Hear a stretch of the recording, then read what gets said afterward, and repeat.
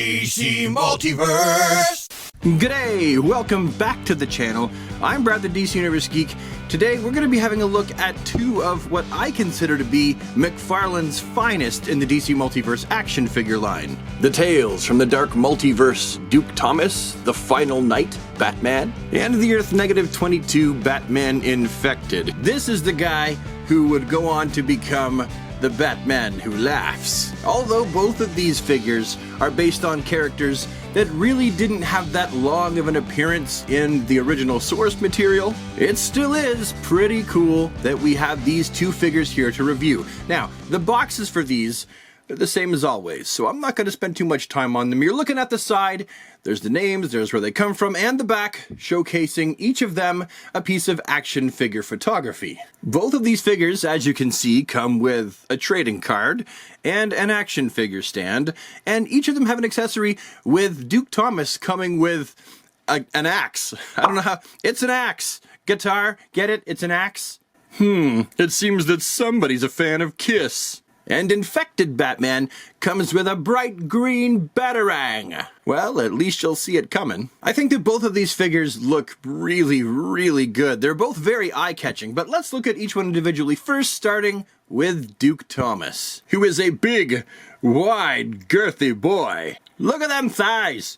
They're massive. Dude almost looks like a character out of, what's that game that makes people chuck their controller at the TV screen and grown men just put their head in their hands and scream and cry at the same time?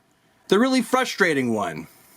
You would never believe it, but all I had to do was Google really frustrating game and it popped right up. Dark Souls. He totally looks like he could be a gigantic axe-wielding boss in Dark Souls. I mean, just look at that head sculpt.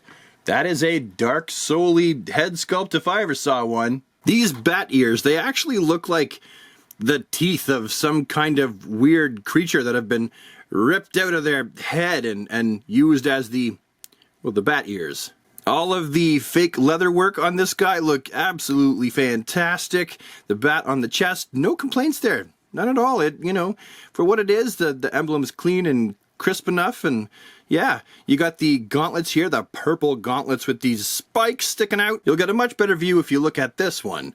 The wraps are going all the way around his knuckles there and over his fist and down his forearm. The whole suit has like a texture to it, the undersuit, which is nice. It's like an actual fabric. The bat utility belt that this guy has, the only thing I don't like about this figure is you can actually see the white lines here and here from this pouch have been painted on, but as soon as you go around back, oh, there you go.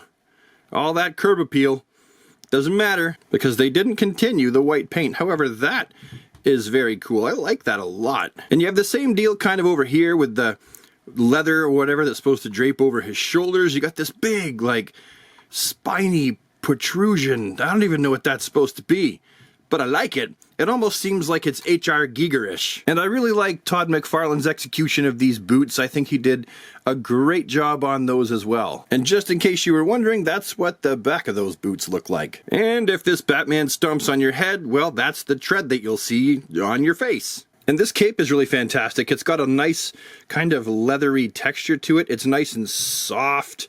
It bends up nicely. I really like this.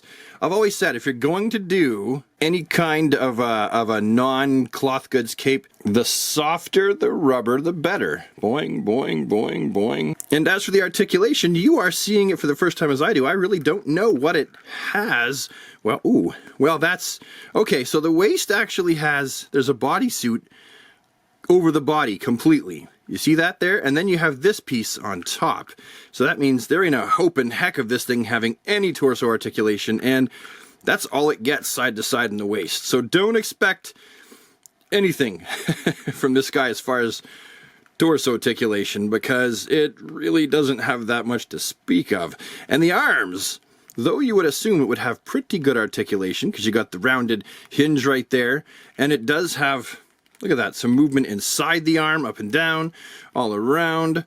You will have the problem of the cloak holding his arms from going any further up that way. You know, there's definitely going to be problems if you want this guy to be superposable. he's not. Hate to break it to you. Then you've got, obviously, a bicep swivel. We know that's going to be full 360. Double jointy elbows, and yeah, that's right. They're good enough. That's all right for me. He can grab onto his horn if he wants to. He's also got the wrists, and we know the wrists. We know, I say it every time, we know what the wrists are going to do. Only these ones are kind of fun because you can see that they're really shaped, like really shaped to look like the gauntlet, like more than normal. I feel like this is the kind of thing that Todd, now that he's doing it, needs to keep doing it. No more round, ugly ball joints. And it's actually really, really well articulated. That's actually really, really good. So yeah, no complaints here. Down below the groin, he's got one of these jobbies, and it is, well, that's fairly good. Yeah, no super complaints. Doesn't have much of that. I kind of figured he would. Let's really push it. Ugh. Well, he's got, in, yes, out, niet, like nothing out. Now for the knees, though, we see double jointies. Very good. And we have the ankle. We know what the ankle is going to do with the toe. It's a pivot, blah, blah, blah. So that's actually, it could be a lot better articulated, if I'm being honest. For me, it doesn't matter that much. I'm going to put him in a slightly dynamic pose and put him on a shelf, and that's it. But I know other people out there who really are into the action figure photography. This guy's articulation is probably going to drive you nuts. Anywho, on to the next figure. The Infected Batman, which, I'm sorry, this is actually a really eye-catching figure. The fluorescent green with the dark, I think it's navy blue / purplish look. I can't quite put my finger on it.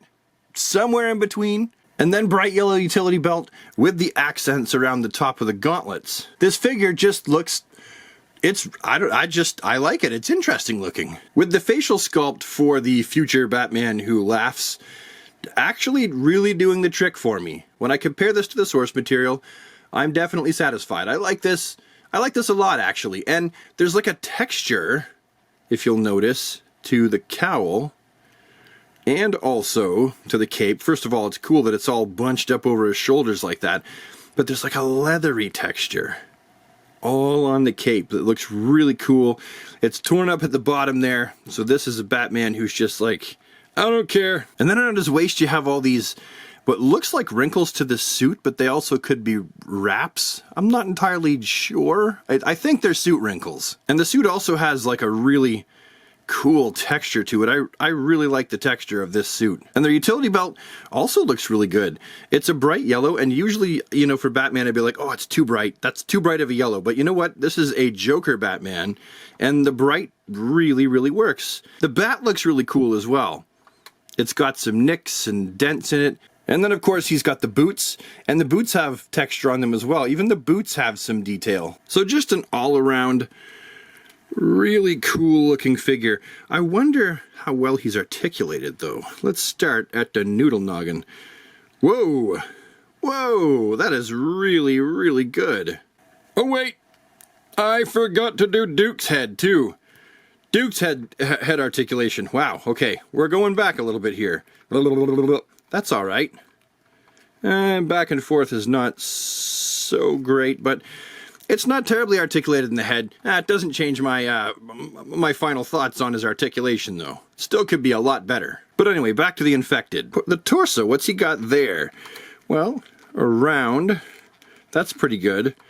But like, diddly squat down. That sucks turbo ass. And we've also got the full 360 swivel for the bicep. The arms, well, that's not too bad. I suppose the cape, yeah, you know what? It's not really the cape that hinders it. They've just kind of hit their limit, and the cape just happens to be there. Yeah, it's not the cape's fault. Don't blame the cape. Everyone always blames the cape. We got the full 360 bicep, so like I mentioned, he's going to have the double jointed elbows, the hingy wrists, right? Yep, we know what they do. And then down here for the waist, full 360.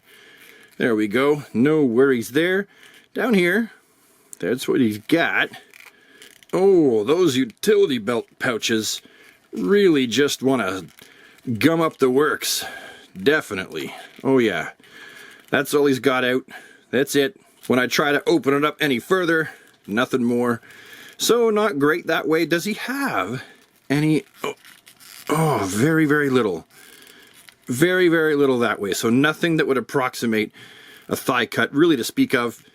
Double jointed knees, which when you use the... This is his articulation here, pushed to its fullest extent. That's what you get. And of course, ankles that are round. Hinges, right, pivot, and there we go. So what do I think about both of these figures? The Batman Duke Thomas from Tales from the Dark Multiverse, and the Batman Infected of Earth -22. Well, I'm not gonna lie.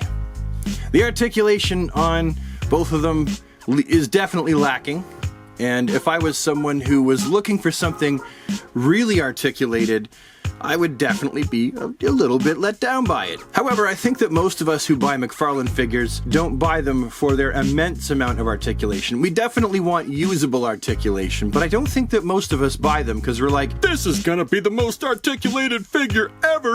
We're kind of like, yeah, you could be pretty good or it could be pretty crap. Just give us something to work with here, all right? Just give us something to work with. If you're someone who read Dark Knight's metal and death metal, and you just absorb that whole series and everything to do with it like I did, then these are definitely a welcome addition to the collection. And if you're someone who really couldn't give a rat's behind about Dark Knight's death metal because you never read it and you're just like, give me all the basic characters, which I could totally understand, and I want more basic characters too, then maybe these will be a pass for you. At any rate, I have indeed had a blast reviewing these figures, and I hope that that has transferred to you, the viewer. I've had a good time, so I hope that you've had a good time.